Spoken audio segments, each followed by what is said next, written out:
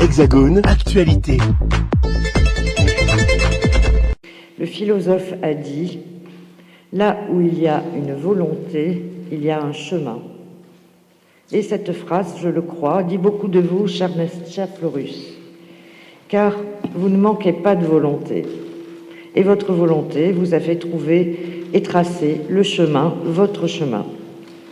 À voir votre parcours, on le comprend, car jamais vous n'avez cessé d'avancer, d'avancer, d'avancer. Né en Guadeloupe, à Petit-Bourg, c'est d'abord le monde de la santé qui vous attire. Diplômé de l'Institut international supérieur de formation des cadres de santé de Lyon, vous entamez ce parcours professionnel en qualité de directeur d'hôpital. Puis vient l'École nationale de santé publique à Rennes. Puis vient l'ENA et la célèbre promotion Valmy. Puis vient le parcours, le cursus honorum du corps préfectoral, sous-préfet à Pontarlier, secrétaire général dans la Nièvre, commissaire délégué de la province Sud en Nouvelle-Calédonie, directeur de cabinet des Alpes-Maritimes à Nice, directeur de projet de l'EPR de Flamanville, et enfin, avec Madame Paul Angevin qui vient en effet vous chercher, vous dégoûter, vous dénicher, votre route, vous la poursuivez jusqu'à Paris, jusqu'à la rue Oudinot, jusqu'à la direction générale de l'ADOM.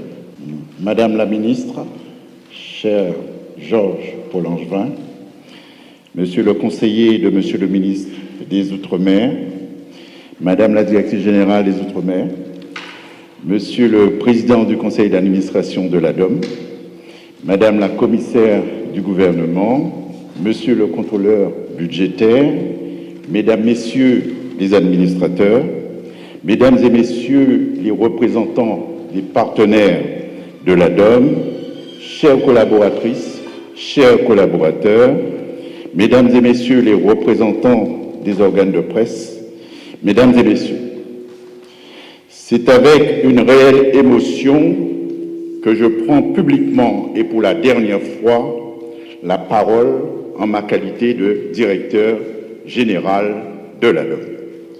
Comme vous le savez, ma cessation de fonction est imminente.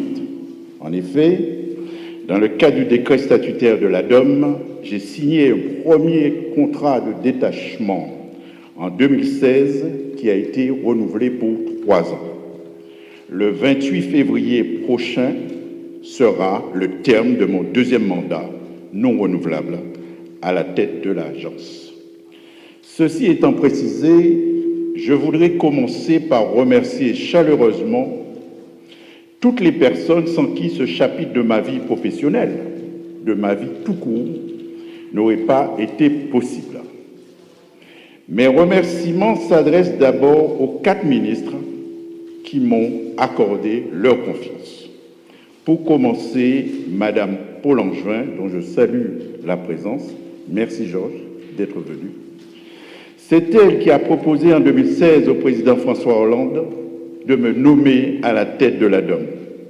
Elle a pensé que mes compétences et mon expérience professionnelle me permettraient de réussir la transformation de la société d'État de droit privé, qui était l'ADOM, en établissement public administratif. Je crois pouvoir dire aujourd'hui que personne ne conteste la qualité d'établissement public administratif de l'ADOM. Je la remercie donc de la confiance qu'elle m'a témoignée dès le départ. 2e ministre, Madame Erika Banks. Elle m'a reçu dès le premier jour de sa prise de fonction. Il y avait une turbulence forte. Des milliers d'étudiants, à cause d'un problème informatique, n'arrivaient pas à avoir leur billet pour arriver en France hexagonale. Nous avons surmonté la difficulté et donc elle m'a conservé dans mes fonctions. Premier jour de nomination, première personnalité reçue, Florus Nestar, problème à La Réunion, problème à Guadeloupe. Les étudiants sont en difficulté, je suis resté quand même. 3e ministre, Madame Girardin. Elle m'a renouvelé dans mes fonctions de directeur général de l'ADOM en février 2019 avec l'aide, bien entendu, de la DGOM et je profite de l'opportunité pour saluer M. Azoulay qui est dans la salle. Et enfin, quatrième ministre, Monsieur Le Cornu, il m'a remis l'insigne de chevalier dans l'ordre de la Légion d'honneur l'été dernier. Je lui en suis très reconnaissant. Bien entendu, j'associe à ces 4 ministres les membres de leur cabinet qui ont toujours manifesté de l'intérêt pour l'agence et veillé à sa capacité à remplir les missions de service public qui lui ont été confiées.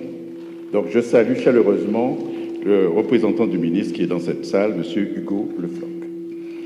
Madame la préfète, directrice générale des Outre-mer, je voulais maintenant vous remercier pour les propos chaleureux que vous avez tenus à mon endroit. Je retiendrai votre détermination pour que l'ADOM remplisse ses missions dans les meilleures conditions possibles. J'en veux pour preuve la partie du contrat d'objectifs et de performance qui insiste sur la mesure de la satisfaction des bénéficiaires des aides de l'ADOM. Pour vous, ce n'est pas un slogan à la mode, c'est une réalité. Il faut satisfaire l'usager. Bien entendu, vous avez déjà marqué de votre empreinte cette belle expérience de formation mobilité pour des mères ultramarines de familles monoparentales. Actuellement à Chambéry, nous nous y sommes rendus. Il y a 5 mères de famille mahoraises, 5 réunionnaises. Et pour la réussite de cette opération qui se déroule sous votre impulsion, nos équipes travaillent en bonne collaboration avec tous les partenaires concernés, au premier rang desquels l'AFPA, dont je salue les représentants. Madame la préfète, par votre intermédiaire, je veux remercier tous les représentants de la DGOM qui nous ont accompagnés au cours des 6 dernières années. Je pense à vos 3 prédécesseurs qui m'ont également accordé leur confiance. Je pense aux 3 chefs de service, dont Frédéric Joram, que je salue, et bien entendu les sous-directeurs, leurs adjoints et leurs équipes. À tous, je dis merci. Mesdames, Messieurs, je veux maintenant m'adresser au président du conseil d'administration de l'ADOM. Monsieur le Président, cher Philippe Joc, je veux vous remercier chaleureusement de votre confiance et de votre soutien indéfectible et de vos propos à mon endroit. Je remercie Madame Desforges, commissaire du gouvernement près du CA de l'ADOM. Elle a veillé en permanence à ce que le PA fonctionne bien, matin, midi, soir. On s'est appelé très tôt le matin, à partir de 7 heures, et tard le soir jusqu'à 21 heures. Merci beaucoup de votre confiance, de votre soutien et de vos précieux conseils au quotidien. Merci, chère Corinne, je me le permets. Mes remerciements vont également à la direction du budget, qui a toujours été dans son rôle, mais jamais bloquant. Un mot également pour les 3 contrôleurs budgétaires que j'ai connus, dont M. Prince. Monsieur Prince, merci pour vos précieux conseils utiles à la maîtrise de la masse salariale. Je sais que vous également, vous allez partir bientôt. Nous n'allons pas au même endroit, mais nous partons quasiment ensemble. Je n'oublie pas les autres administrateurs de l'État, ceux des collectivités et bien entendu les administrateurs salariés de l'ADOM. Enfin, je terminerai par tous les agents de l'ADOM avec lesquels j'ai travaillé au cours de ces 6 dernières années. Je veux remercier ceux qui sont actuellement en poste, mais également ceux qui nous ont quittés. C'est la vie de l'entreprise, qui est des arrivées, qui est des départs. Je veux leur rendre hommage à toutes et à tous pour le travail accompli et bien entendu pour leur engagement au quotidien. Je sais que cette transformation de l'ADOM en établissement public administratif n'a pas été simple pour eux. Loin de là, l'année 2017, c'était notre première année de passage en comptabilité publique. C'était particulièrement difficile. Il a fallu que chacun, et surtout ceux qui étaient présents à l'ADOM avant que l'agence devienne un EPA, embarquent une nouvelle culture et de nouvelles méthodes, notamment en matière de commande publique. Mesdames, Messieurs, je mesure le chemin collectif parcouru et la résilience qui a été la leur, même si, comme j'ai pu le dire en propos liminaire, les difficultés ont été nombreuses. J'ai toujours été fier de diriger cet établissement et fier de travailler avec des collaborateurs, toujours soucieux d'aider les ultramarins à réussir leur projet de mobilité. Outre-mer News, je me trouve dans la grande salle Félix Éboué au ministère des Outre-mer pour le départ de Florus Nesta qui va quitter la DOM, l'agence pour la mobilité des Outre-mer, c'est cela. Et donc il y a beaucoup de monde parce qu'il a tenu un dernier discours. Alors c'est toujours avec un peu d'émotion quand on quitte un poste aussi important, Florus Nesta. Oui, l'émotion est réelle parce que en fait j'ai battu tous mes records. Je n'étais jamais resté plus de 6 ans dans un poste, et ce qui est le cas, puisque ça me fait 6 ans et 2 mois à la tête de la DOM. Donc j'ai bénéficié de 2 mandats, mais c'était pas renouvelable. Donc je ne pouvais pas continuer à rester à la tête de la DOM, mais je suis resté jusqu'au dernier jour du 2e mandat. Alors quand on quitte un poste, on a envie de tout de suite poser la question, quelles ont été vos principales actions au sein de cette structure? Alors, Madame Paul Angevin m'avait confié 3 missions.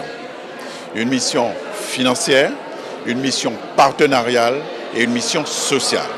Alors sur le plan financier, il fallait assainir les finances de l'établissement qui avait un endettement de 20 millions d'euros, où des compagnies aériennes ne voulaient plus prendre les jeunes qui bénéficiaient des dispositifs de la DOM, des étudiants, et donc nous avons assaini les comptes de la DOM, tant et si bien que je pars, mais avec un excédent de l'année 2021 de 2,6 millions d'euros sur le plan financier.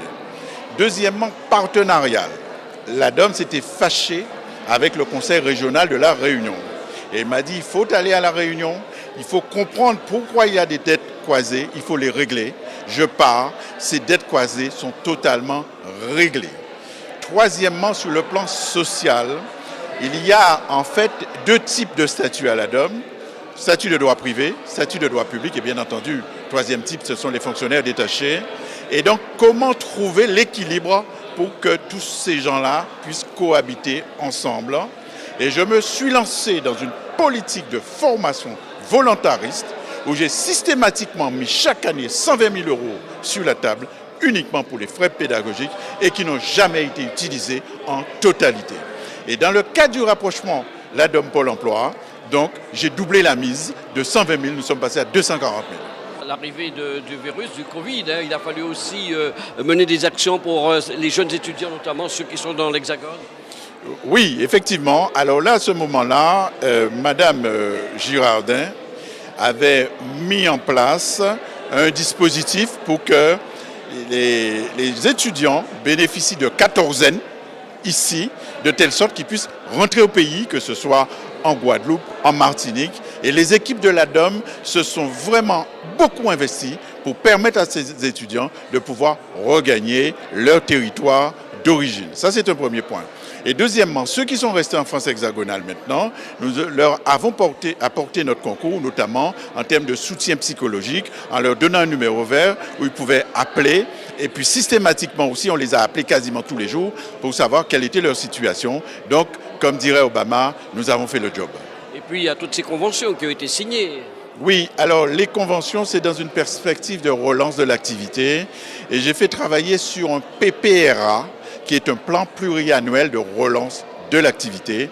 Et je suis très content, en fin de mandat, d'avoir renoué le dialogue avec le Conseil régional de la Réunion, qui de nouveau va avoir une convention triennale avec la DOM. Et j'ai signé ma dernière convention avec Saint-Martin, la collectivité territoriale de Saint-Martin, pour 700 000 euros. Et j'en suis assez fier. Après, je dis que Florus Nesta quitte la DOM, ça ne veut pas dire qu'il va prendre sa retraite. Non, pas du tout. Pas du tout. Il me reste, De nouvelles fonctions. Il me reste 5 années d'exercice professionnel. Et donc, à court terme, je vais poursuivre la mission que le gouvernement m'a confiée, c'est-à-dire d'accompagner les personnels de santé suspendus en Guadeloupe. Et puis après, on verra. Une mission qui n'a pas été trop lourde, sans trop de difficultés. C'est une mission particulièrement difficile, mais je ne vais pas me plaindre par rapport à la situation des personnes concernées. Voilà. Donc l'État fait le maximum pour leur tendre la main en leur disant qu'il y a plusieurs possibilités. Il peut s'agir de rupture conventionnelle, si vous le souhaitez. Il peut s'agir de cessation d'activité, si vous avez l'âge, pour une cessation d'activité. Il peut s'agir aussi d'un projet de transition professionnelle pour faire autre chose, pour ne pas être dans un secteur soumis à l'obligation vaccinale. Voilà ce à quoi nous nous attelons, moi auprès du préfet Rochat et de l'ensemble des partenaires qui font partie du comité de coordination que je préside sous l'autorité du préfet Rochat. Merci à vous, Floris Nesta, quelqu'un que nous avons eu à interroger à plusieurs reprises afin de mettre en évidence ces différentes actions menées pour la DOM. Merci et bon vent. Merci beaucoup, Maurice. Outremernews.fr, le site de l'actualité Outre-mer, 24 heures sur 24 et 7 jours sur 7. Retrouvez la chaîne Outremer News sur YouTube.